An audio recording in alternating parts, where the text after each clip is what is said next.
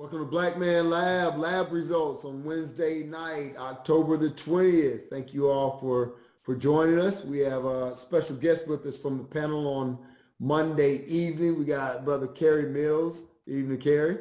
Evening.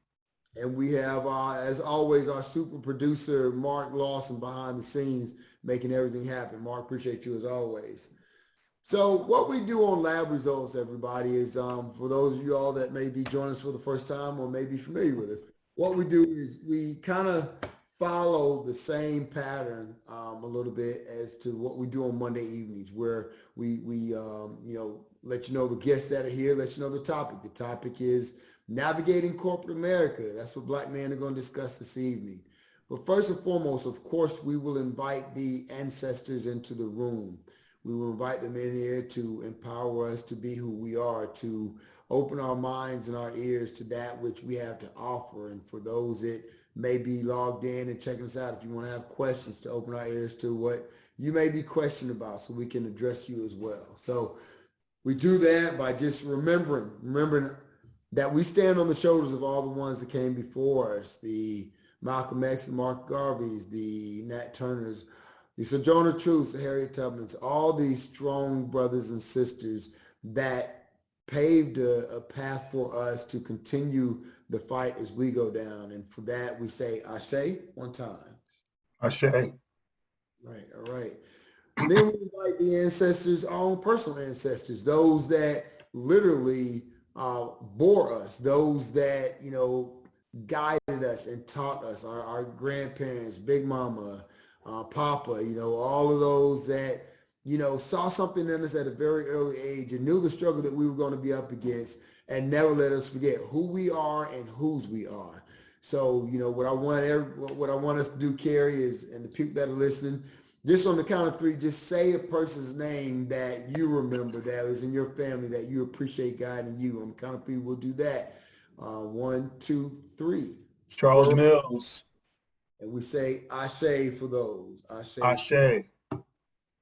And then for all those that were on the Middle Passage, whose names remain unknown, that chose death over slavery, that chose a different path, that gave us examples of their beliefs and their foundation rather than acquiescing and assimilating to someone else's. Some of the same topics that we may have to navigate here in corporate America this evening during our discussion.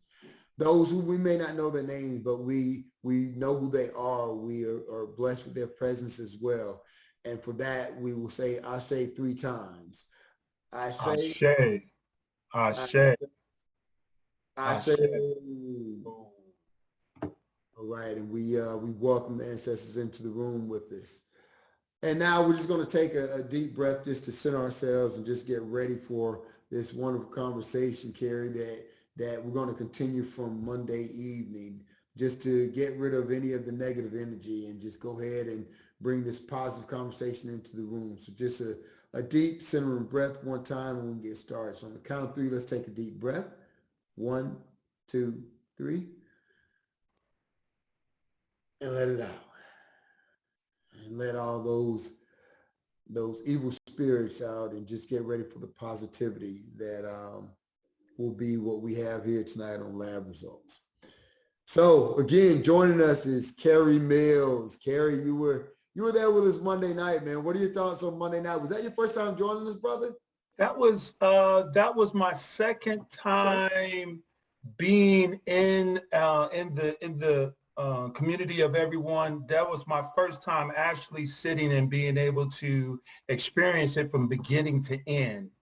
As I was talking to you and also to Molly and Marty, the feeling that I got, man, from the inside, it was incredible. It was incredible, man. I've never had that type of connection. I mean, it was electric, man. So I'm so grateful. I feel so blessed and honored to have been able to share that with y'all, man. I wish I had more time to actually just, grab y'all and hug y'all and tell y'all how you benefited me. I mean, man, I went to work the next day, a little bit tired, you know what I'm saying, from Right, being right. up a little bit later. But, man, everybody was looking at me like, man, you look like you're in a great mood. I said, man, I feel That's what's up. fantastic. I feel That's fantastic. what's up, It man. was Well, awesome. we were the benefactors of your energy and your wisdom, man. And so I'm very, very lucky that Marty was able to reach out to you and get you on tonight, man. But yeah, that Monday night, it hits a little different when you're there in person, when Yes, it does. you're able to navigate some of that safe and sacred space that we're in there for, that those young brothers and those older brothers and all us middle-aged brothers that are in there just learning from one another, man. It's like I always tell my sons when they're growing up, they're like, Dad, you so smart. I was like, no, I just got a little bit more experience. I just got some different experiences. Ain't none of us no smarter than one of the other, man. We just have different experiences. And when we're in that room together, I love how everybody can love and learn from one another, man. And appreciate you being a part of that, brother. Oh, man, my pleasure. My pleasure, man. I was definitely impressed. I mean, you see someone and you're impressed by their stature and by their intelligence, but when they get to really peel away the onion and let you see what, the layers that they've gone through and what they've achieved, then you sit back and you say, man, I really feel I'm in a good space. Right. You know what I'm saying? Because I'm with like-minded individuals, and I'm also with individuals that are looking to improve. And that's always awesome and exciting.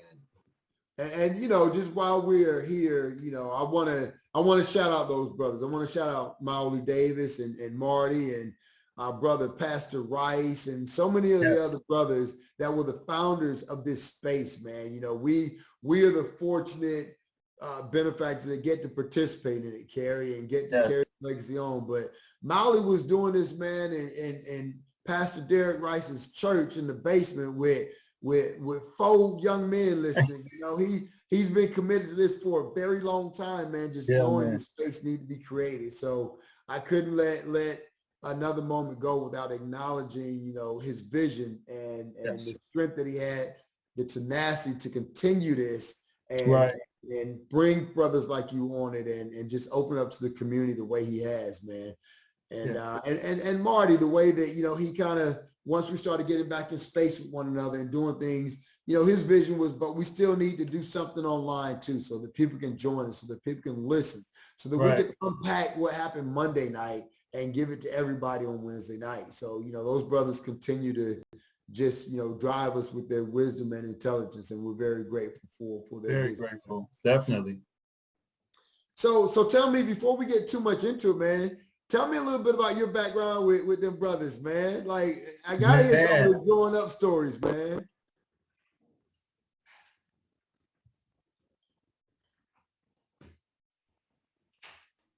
Uh-oh, did I freeze or did he freeze? Man, it was, man, there you go. Tell you what, growing up with those brothers, man, you freezed a little bit, but we're back on. But man, it was awesome, man. It was exciting all the time. I mean, the 3 of us were always on the move. I mean, there was, we could have just spent the morning together and automatically we're getting a phone call about, hey, we're going to, spend some more time together doing certain things, man.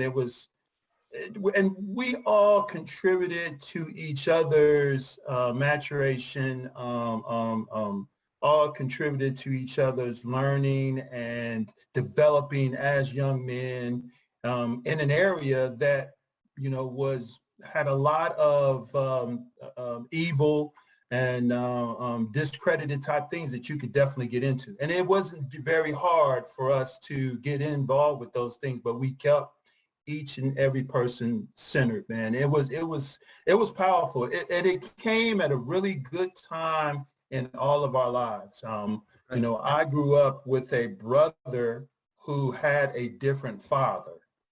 And so the dynamic of that was, always of animosity. Okay. So here it is. He lives in Texas.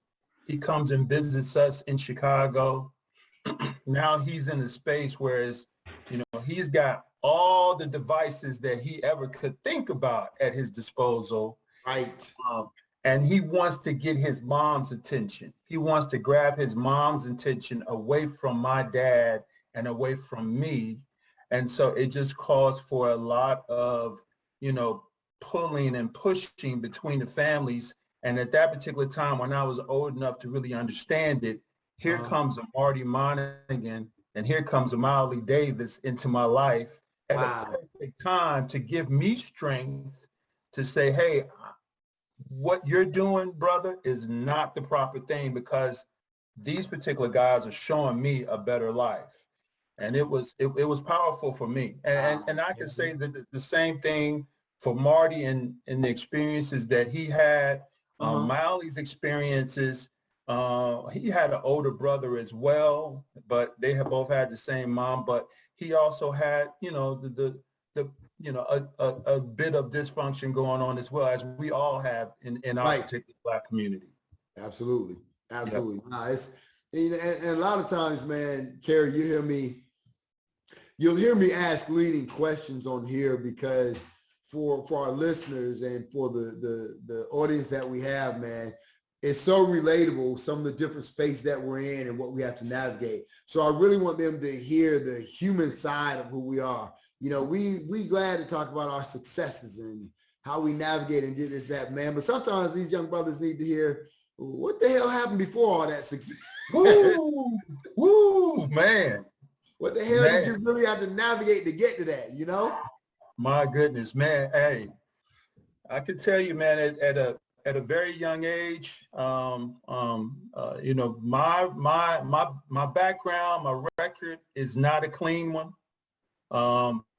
Thank God I was never put in prison or taken to prison or in the back of a police car for anything. Yeah. We got away with a lot. Man. And I'll be the first one to tell you,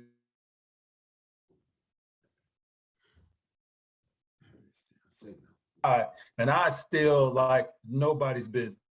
I was, if you weren't a personal friend of mine that I knew you might get your shit taken.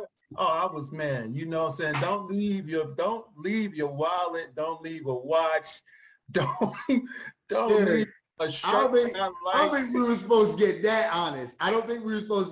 honest. Bro. I'm just keeping it real, man. You know what I'm saying? You kept it 100. But I moved out of that space, you know what I'm saying, to a better space. And just so everybody knows, you know what I'm saying, I wasn't a perfect person, and I had a checkered background, but it didn't take long for me to understand that that was not going to lead me into a successful path. So I'm glad that's a great segue, Kerry, because what I want to talk about now is, man, we don't really have to get into the details of the checker pass, because we all got that, and right. Unfortunately, so many brothers, and I struggle with this on different platforms. So many brothers want to get into the detail of, here's all the checkered pass stuff I did. And it almost too often, it almost encourages these young brothers to keep doing what they're doing, thinking, oh, well, I can get out of it too. So what I want to segue into, brother, is what was that segue for you? What was that transition for you, man? Like you was doing X, Y, Z, and it was a clear path. I can do this. You had brothers like Marty and Miley around you. What was it? It's like, all right, here's a switch. I'm going to go do this. And then this was my path. Like, tell us a little bit about your journey. Man, well, my journey, man, actually involves a lot of good mentors, to tell you the truth, to be absolutely honest, man. It involved a lot of good mentors, whether that was on the baseball field, being involved in sports, whether that was on the basketball court, or whether that was my neighbor, man. I had a neighbor, his name is Robin Scott. And I also had a really, really, thank God for my uncle, Charles Mills. Those two gentlemen made sure that all of the good qualities that a man should have and distribute and illustrate, that they illustrated it to me. If there was ever a situation on my block or in my neighborhood, let me not say my block, but in my neighborhood, just to make sure that this is, across the board for everybody to understand, in my neighborhood, they would try their best to make sure that I was not in the presence of that ill will or of that bad enticement coming into my particular space. Now, So I'm very unpack that for me. Tell me a little bit more about that detail. Like, what would they do? Would they feed you? Would they offer you, some mentoring, play some catch or something? Like, how did they detract you from that? They took me out of it. They literally took me out of it, man. Literally. So if they're literally like, if Robin Scott would literally come to my house and say, Mr. Mills, is Kerry home?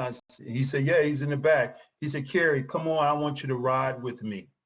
Right. I want you to ride with me so that we can discuss, we can talk. He took it upon himself to be my mentor. He took it upon himself to say, this is the time for me to go and get Kerry, for us to ride in the car, for me to talk about what's happening in his world, to give him some knowledge and experience to help him to be better. Because I know, and I think he probably at that particular time, he could drive. So he's probably in his 20s, you know what I'm saying? And I was 8 years younger than him. So he really, really, helped me. And if I was out in the neighborhood and he saw gang members coming into the neighborhood, or he saw other types of enticements coming into the neighborhood, he would be the first one to look to see where I was at and to make sure that I was within his particular presence so that he could keep me in a safe space, which I really am so thankful for, man. You know what I'm saying? Because that's what we do as men, you know what I'm saying, with our families and with our friends. We try to develop and create those safe spaces for them to be able to learn, develop under a condition that they don't feel any kind of anxiety.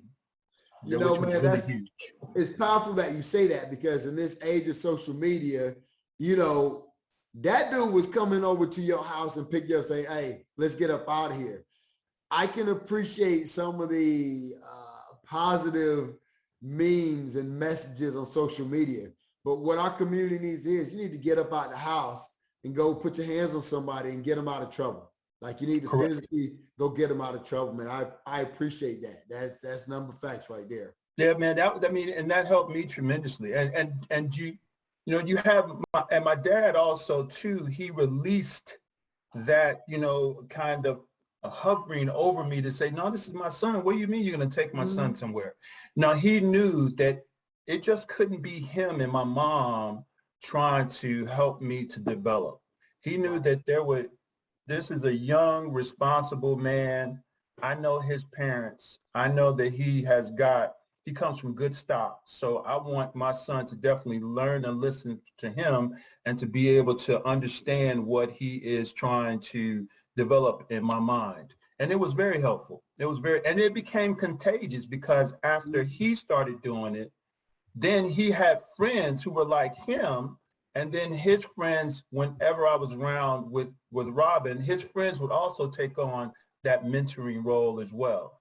And so, they taught me how to play chess, backgammon, just poured into me just some at that particular time, some adult knowledge and experience to help me to be able to, eliminate my mistakes, because now you're schooling me, man, because now I'm seeing where Molly and Marty are getting it from now. It's like y'all were part and parcel of all that growing up, and it sounds like, they're trying to make sure they spread that same love and compassion within our community down here, man. So that's amazing, man. I love to hear that.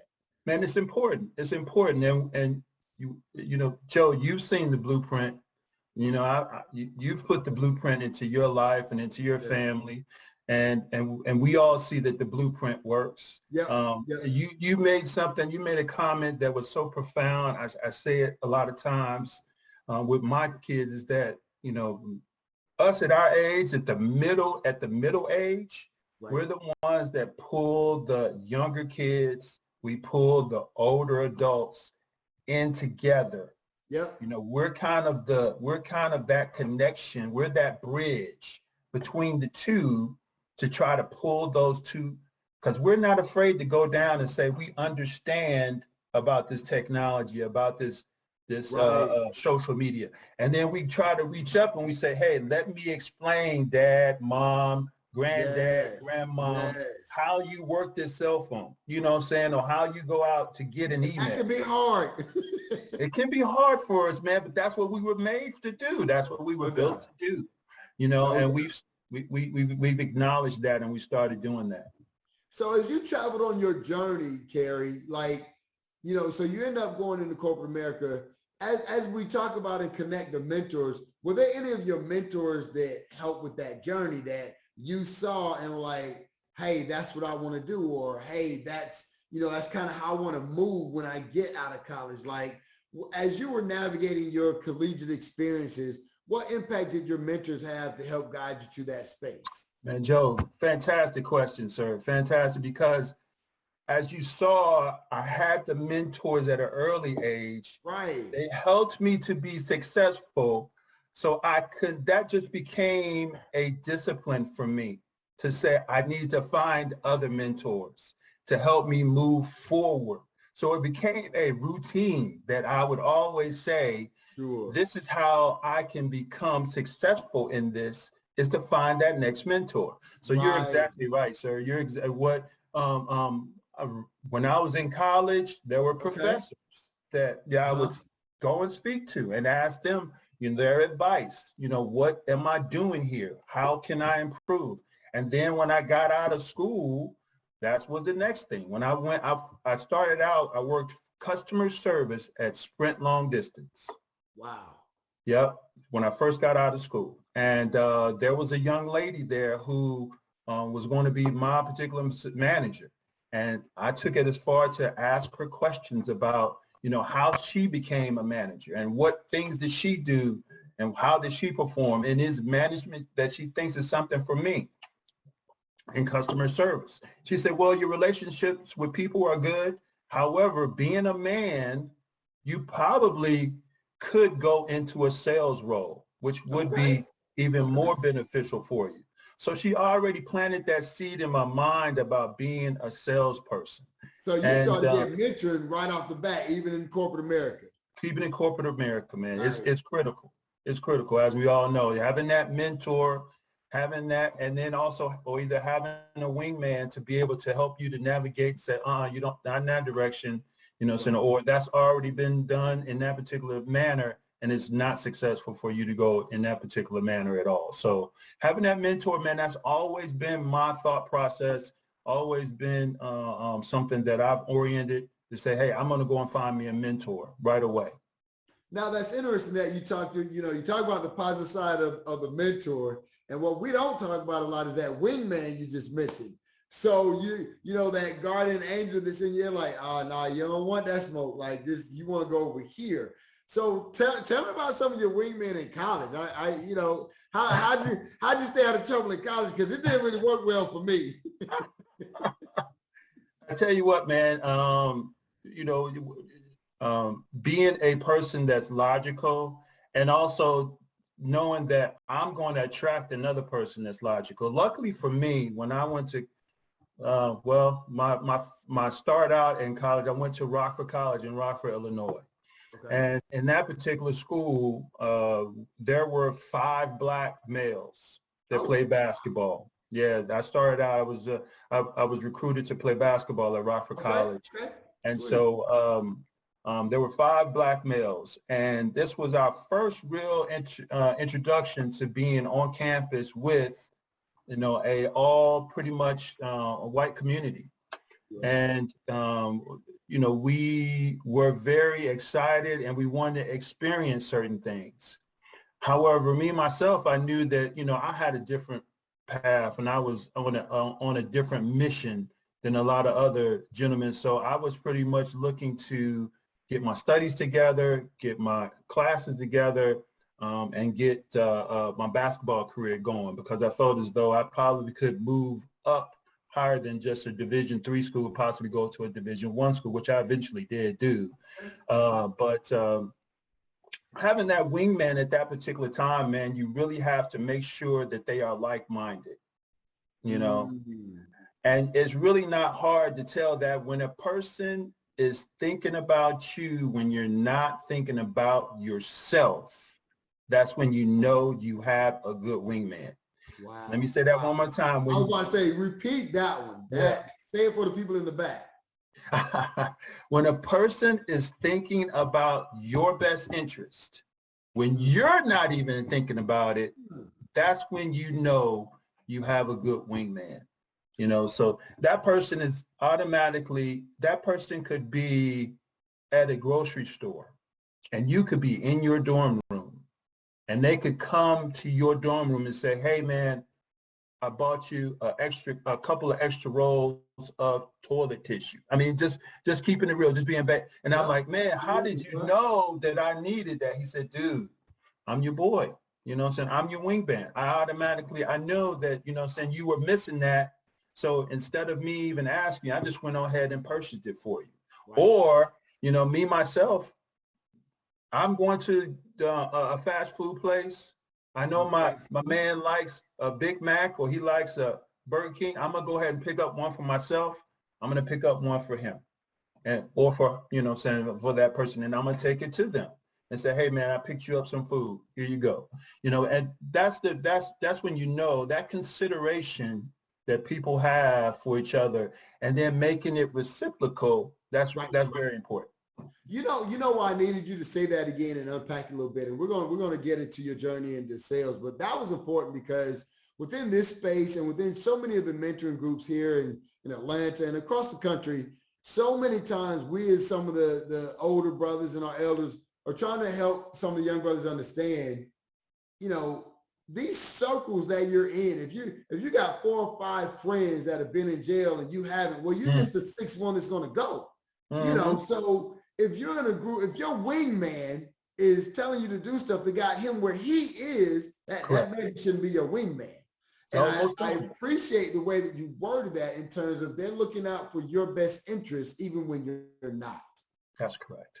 That's hard to hear sometimes, but that's important because those are the people you really want to surround yourself with, man. I am so grateful that was a byproduct of this conversation, that's recorded and that can be heard, man, because that needs to be said on a lot of levels, man. You know what I mean? I know from a Christian standpoint, we talk about being equally yoked, right? And that's correct. And so often though, that can be misunderstood. Well, you have to think the same. You have to do this. And no, you don't have to think and do the same. But the way you put it, if I am looking out for your best interest, even when you're not, we're equally yoked. Because if you were thinking, this is what you would be thinking of, but you got some things going on, but I got you. I got you. Right. That's right. That's powerful. I appreciate that, Kerry. Oh, so man, my you pleasure. have these wingmen and these mentors in college, and then you get out to corporate America. You were kind of nudged into sales a little bit. So what made it think? Was it the money? Was it your mentor said, hey, that'd be a good path for you? Was it that you had seen someone else in the past do that? Was like, yeah, I like that. What made you take that step? And how did you become successful at that? Great question. Well, you know what? It all goes back to what I said Monday night. I mean, courage, determination, perseverance. Those are words have been with me, you know, since I was in college. I'll have those words with me until I pass away and leave my legacy on this particular planet. But, you know, definitely having the courage to say, I am a person that relates to people. You know, my wife says it best. She'll tell someone, my husband has never met a person that he can't find a way to be a friend to. Wow. She'll say that, you know, and I mean, it doesn't matter. I'll try my best to find something in common with that particular person to try to cultivate and develop a relationship. Okay. You know what I'm saying? And with me being able to do that, there was a gentleman, his name was Bob Yarnell. And he was a white gentleman, but he was fair. Yeah. He was fair, which I really appreciated. And he came into the office one day. He said, Kerry, you formed these great relationships, man. He said, but I'm going to ask you to develop a sense of urgency. And so then he said, now, here's what I'm going to do. He put his arm around me. He walked me over to this particular door and he opened up the door. He said, now, this is all of customer service. He said, if you just want to sit at a desk and solve a person's problems that they bring to you, then I can sit you here. He said, but you're better than that. He said, you're the type of guy that can go to someone and say, what challenges are you facing right now? And what steps are you taking to try to repair those, to try to fix those challenges? Okay. I said, when you sit down and you're in the person's odds are, I'm not in my own feelings. I'm not reacting to something that you've delivered to me. I'm proactively asking you to allow me to help you. That goes back to me being highly considerate. That's just a part of my personality. I want to always show consideration to people. I always want to try to solve challenges for people. And I get a huge amount of satisfaction from doing that. Okay. So with me having that particular personality, it was just a great fit for me. It was, nice. And plus the fact that I always try to find a way to develop some kind of commonality was really, a good passion and a good purpose for me to have. So really what I hear you saying is it was not just the mentorship, which was great, but it also was a fit with who you were. Mm-hmm. It fit with your personality and kind of like those things align. How important is it when you're navigating something in corporate America? These young brothers may have this vision of, well, I want to do X, I want to do Y, I want to do Z. How important is it in order to find that success you're looking for, that it align with who you are at your core as well? Like, can you fight upstream and still be successful? Yes, you can. I think you can. I always believe that in life, you always got to take account for the wins that you have, whether those wins are small, little, minute wins, or those wins are big wins. So, fighting upstream, if you can just hold on to that particular ladder and hang there for a little while until you can get your strength to grab that other ring and hold on as best you can, those are wins. Yeah. Those are wins. And so I think that with the combination, as you mentioned, of me trying to find mentors, as people seeing things within me, to be able to pull those two together and say, hey, this guy is definitely 100% a person that can develop relationships and solve solutions in the sales environment, in corporate America as well, and move it forward. So I do believe that in a lot of instances, you will be, moving upstream, but you always have to take account for the wins. If you constantly say, I'm moving upstream and I cannot get over this particular hump, this particular plateau, you have just got to understand, I've been winning. I'm not losing. Okay. For me to just be able to hold on right now is a win. And you got to mentally take that into account. If you don't mentally take that into account as a win, and you take a pessimistic role as that you're either stagnant or either you're losing, then you are manifesting your own destiny. Right. You're basically a self-fulfilling prophecy, because if you don't think you can, you're right. You're right. You're right. Wow. True that. So you go ahead and you're finding it fits your personality. So what were some of the we won't start with the challenges because I want to talk about that a little bit more, but what were some of the low-hanging fruit that as you navigated your success, just like, let me do that? Was it a good relationship with management? Was it a good relationship with those that you employ? Like, what was the easy stuff that came for you? It's like, all right, let me make sure I get this done because this is easy for me. Was it interpersonal skills? Like, what was it for you? Man, it was the people that I was interacting with. Actually, they confirmed it for me. You know what I'm saying?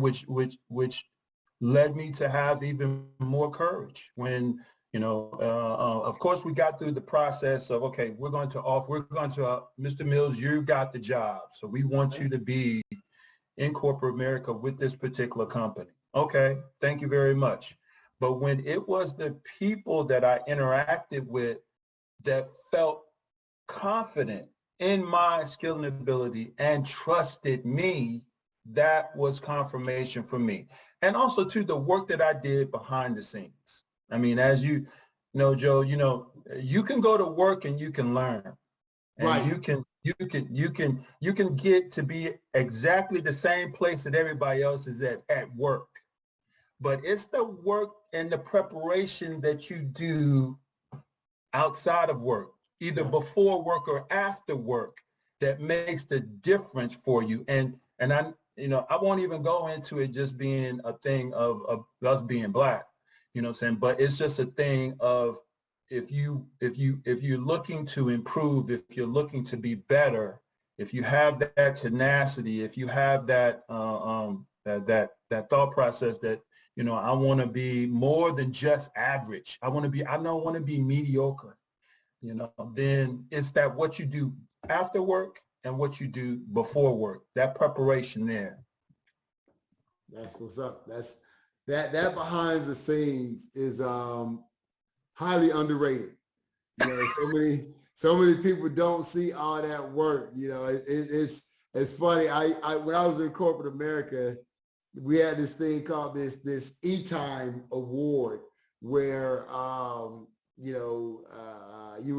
all punched in and out, so our hours were regulated and whatnot. And the E-Time Award would go out every month to the person who put in the most hours. Now, mind you, I wasn't a fan of it because I'm like, well, anybody can put in hours, but what kind of hours are you putting in, Amen. But I would win it like every month, right? And people would come like, how are you, how are you winning this? Da, da, da. And I'm like, well, here's the thing. You got to put two and two together. One, I keep getting promoted. Bam. Two, I keep getting these E-Time Awards. So what I'm telling you is all this work my ass is putting in, they're recognizing it and they want me to do other things because of that. So it's man, it used to be funny because I just used to come home with these E-Time Awards and my wife would be like, yeah, I'm not happy about that. You know how that is, Kerry. So I do, man. I do, man. I know how. I mean, you know what? I mean, it's amazing, man. Once I got to a mental state, whereas I thought it's just work. It's just work. Yeah.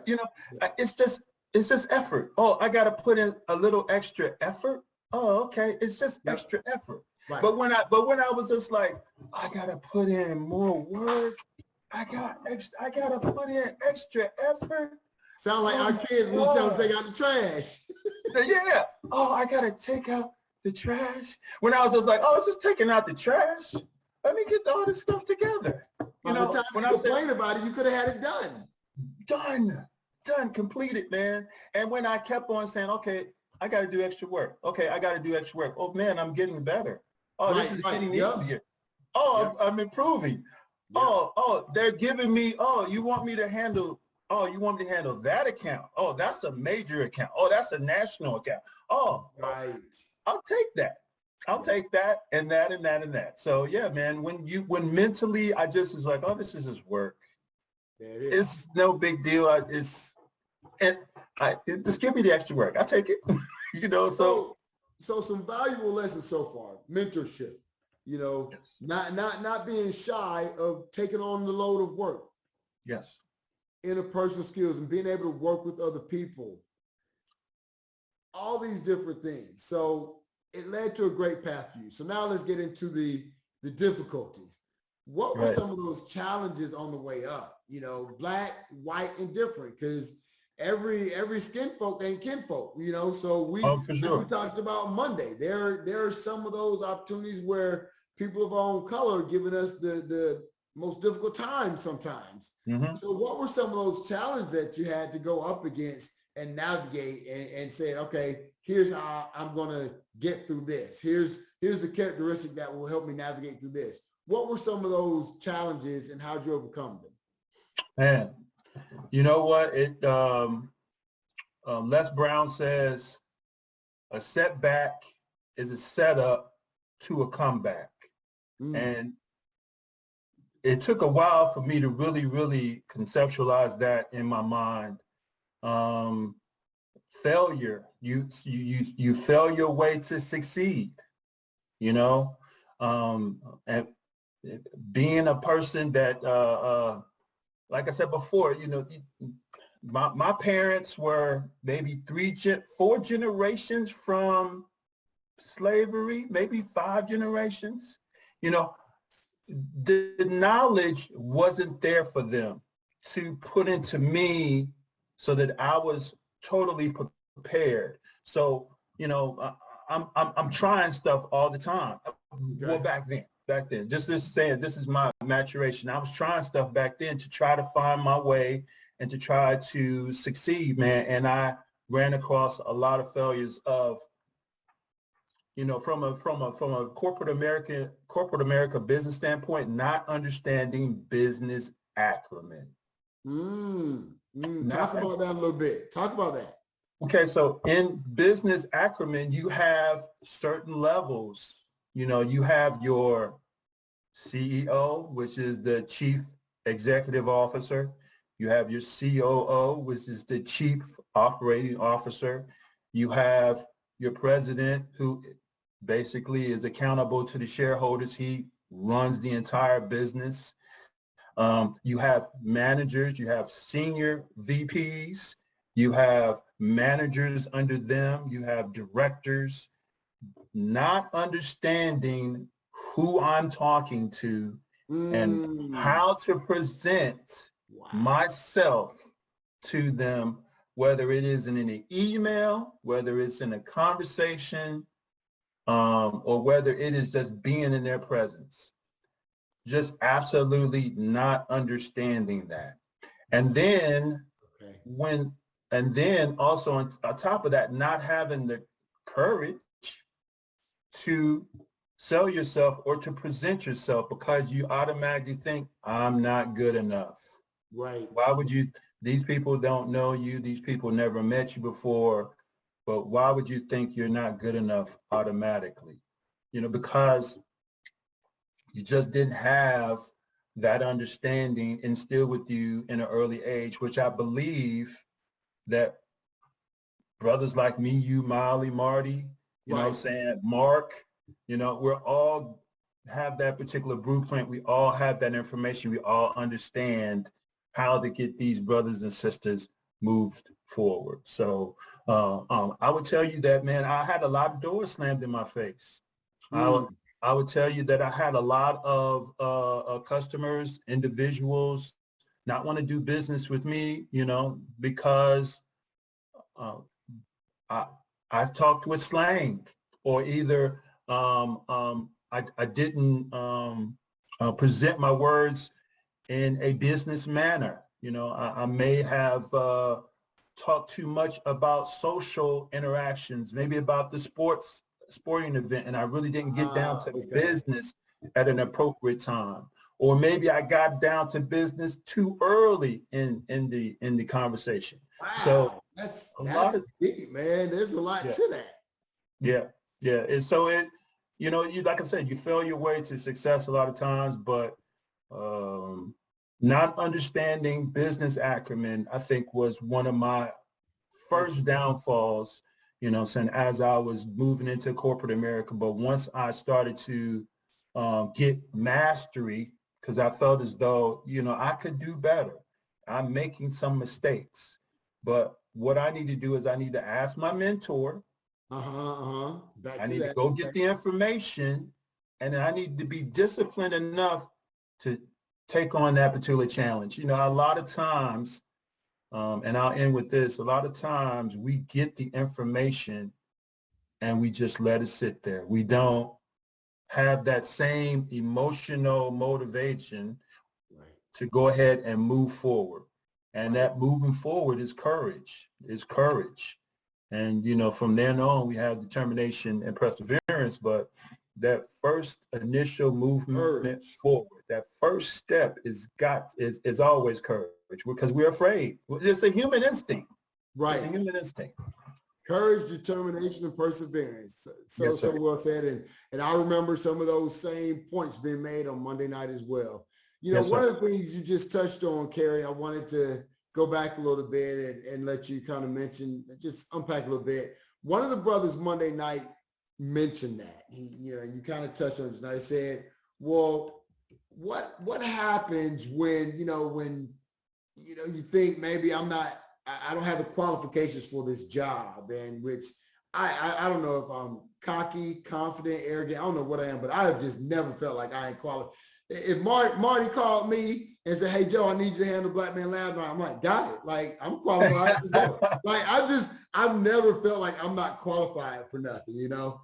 So how do you tell these young brothers that, hey, don't worry about qualifications, go after, what you think you need to do, or how to prepare for it? Because I think all too often that is a concern that, well, I don't know that I have the qualifications for this job. Well, like Mark said on Monday, it's a whole bunch of other folks on the other side that are straight C minuses that are getting the jobs.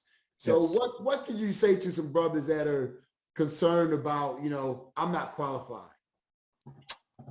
I would say that's a perception that all of us have. First of all, saying let's just, level the playing field. We all, in certain instances of our life, feel as though we're not qualified, from A to Z. I mean, we could go through several different, we could talk about a girl, we could talk about a class, we could talk about anything. We could talk about a car. It doesn't matter, to keep the playing field level, Black men, everybody has that first thought that I'm not qualified. But that's only a perception that has not been confirmed yet. So I would say the only reason why you should feel like you're not qualified is only when somebody confirms it. Is only if someone tells you, hey, Mr. Mills, you have XYZ qualifications, but you're missing these specific aspects to qualify you for this particular job or this particular opportunity. So I would say to everyone out there, don't ever think you're not qualified until it's been confirmed. And then once it has been confirmed, then go to your mentor or either go and find the information of why you aren't qualified and get better. But I would say the only reason why, and I hope I'm answering your question in a correct manner, is that, like the only reason, Joe, that you would think that you can't handle Black Man Lab is because Marty or Molly confirmed that you couldn't. What I'm saying? Yep. The only reason why Mark would think that he couldn't get this established for us tonight and make this connection is that somebody confirmed that he couldn't. And the only reason why I felt as though I would be able to navigate my way through corporate America is because no one ever confirmed it to me. Everyone told me that, Kerry, you can do this.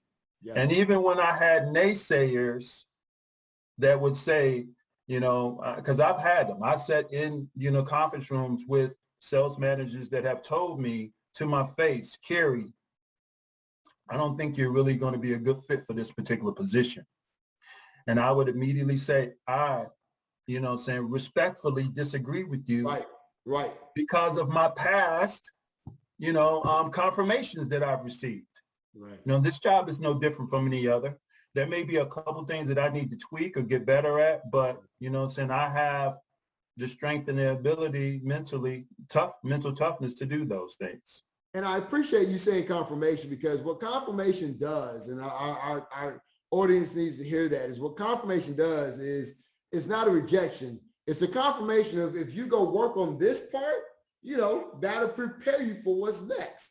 So yeah, if Marty and Molly would have been like, hey, Joe, we don't, we're not sure if you're ready to handle Black Man Lab yet, I'd be like, okay, cool. What do I need to work on? Oh, well, stop cursing so much, or maybe XYZ. But they would give me some tangible things, which is what your point is. And that in and of itself is a win, because now we've grown and we've learned, all right, learning this aspect of it will strengthen me for what's next or what I want to do next. So thank you for that. I appreciate that, Kerry. Right. And also too, one more point is that we can't assume either. You know what I'm saying? You can't assume that what someone is telling you is a confirmation that you can't do something. True. So you have to ask them, okay, I'm not going to assume, Marty, that you know what I'm saying? I'm going to ask you directly, give me a confirmation, before I make an assumption. So I would say that also to the audience. No, that's fair. That's fair. Hey, man. Marty, I see you jumped in, brother. Yeah, man. I was listening in, man, and wanted to just jump in here because y'all are on here being powerful, man. And first of all, my newer brother and Joe, and then my brother from, childhood on here, man. So I had to step in here, man, just because y'all are, sharing some great knowledge, and I love it. And want to just be like, man, y'all are doing it, and I appreciate it, man. So thank you so much for taking the reins for the birthday boy, Birthday boy. Appreciate it, man. Happy birthday. Hey, thank you, man. And real quick though, I'm gonna just say on that subject, man, we have to, as a people, especially us as Black men, we have to go into every situation that we are A players, right? And what society has told us time and again, though, is that we are not, right? And what we wind up buying into is other ideologies that are not ours. Correct. And really thinking, less of ourselves because of what other people think of us, right? And the reality of it is, we see time and again, that when we're put in the positions and given the proper tools, we can thrive and grow however we choose to. Kerry and I worked together before, and when he came on with the company, I was like, I have no doubt that this man is going to be able to murder, kill it, do it great. And he did, so that's the mindset that we have to have about ourselves, and then about our brothers that are working with us. Because, that's the other piece, is that sometimes our other brothers come into our space and we're like, we get a little side eye. What's he going to do? Right. We wind up, again, having low expectations because of what society has told us, right? But the reality of it is, we come from greatness, and greatness should be our expectation for what we do. All we got to do is do the work. That's it. Do the work. And that's never been a problem for us. Doing the work has never been a problem for us, period. Exactly. That's right. It seems to be self-evident. Man, look, I'm gonna let y'all get back at it, man. I couldn't take it no more. I had to jump in. Marty, we appreciate you, brother. We love you. Happy birthday to you, birthday boy. And thank you, man. Thank you for everything you do for the community, brother. Man, thank you. Y'all doing it too, man. We all in this together. We just trying to pull this thing forward, man. So that those that come after us, they don't have the same bumps in the road that we did. That's it. There you go. All right. Hey, man, look, I love y'all. My ladies calling me because I think it's cake time, man. So all right, brother. Hit that link in the chain. Know that I'm with you. We'll get to it. All right. Love y'all. Love you too.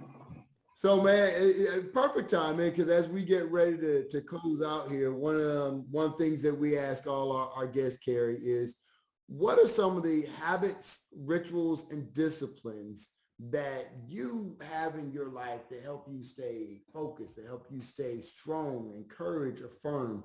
What are some of the habits, rituals, or disciplines that you do, whether it's some meditation, whether it's daily prayer, whether it's some walking, exercising? What are those things that Kerry gets up is like, I got to do this to make sure I'm in the right headspace for today?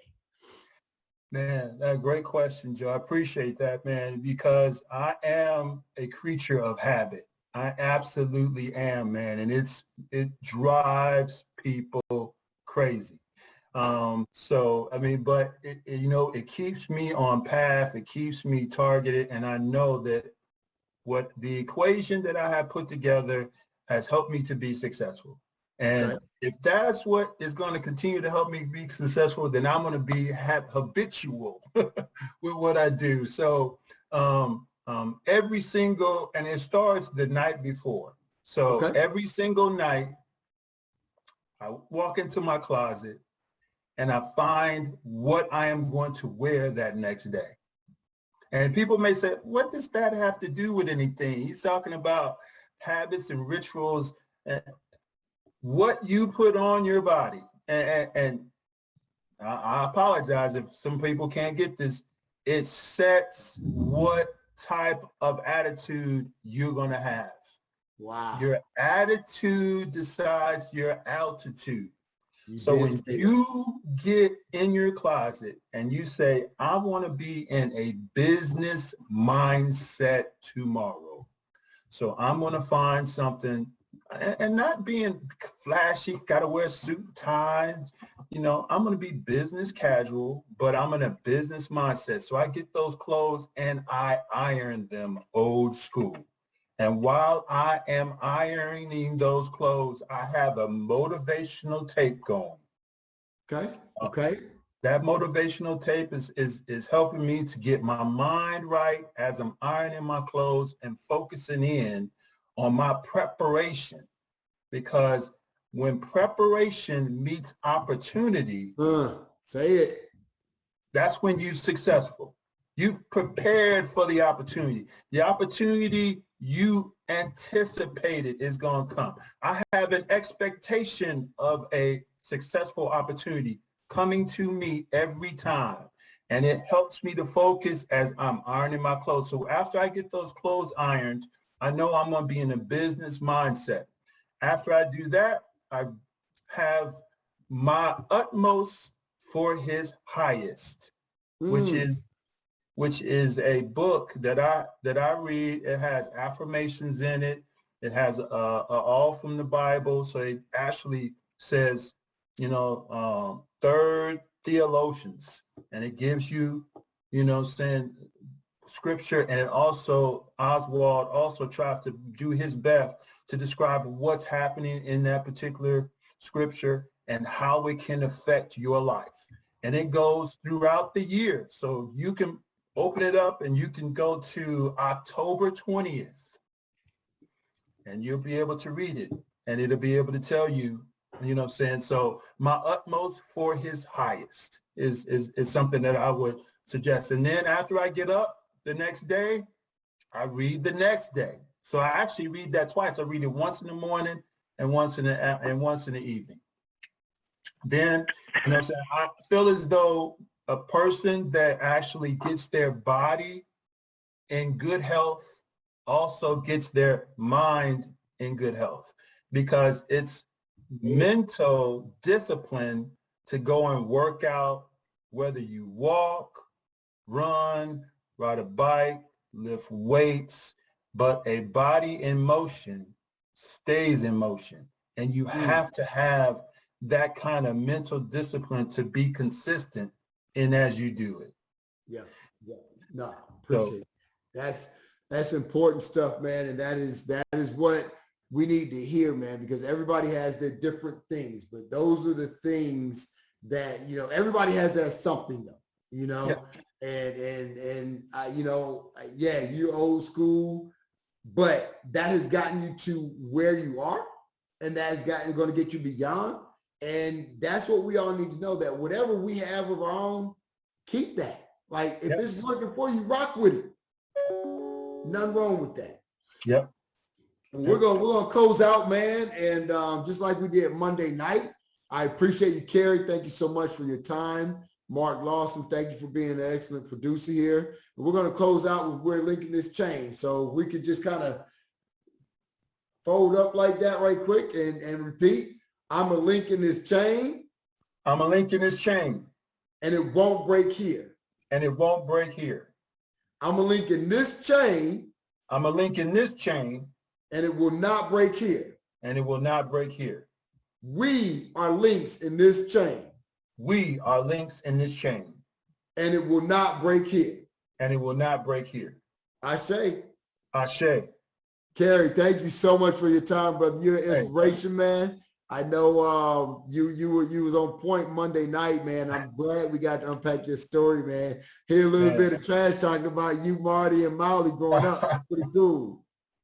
Yeah, man. Yeah, man. A great group of guys, man. I'm blessed to have had those guys in my life, man. And as you can see, man, they're just kind of motivating me and also pulling me into spaces of like you and Mark, man. I'm really blessed to now be a part of you all's lives as well. So I am thankful and grateful and appreciative of your time and also of Mark's time as well, man.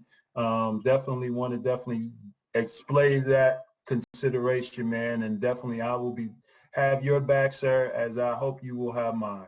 It's a done deal. You family now, brother, and I'm glad to be part of y'all's family, man. All right, man. Well, appreciate you, brother. Appreciate you guys. Love you guys, man. Y'all have a good evening. Have a good evening, sir.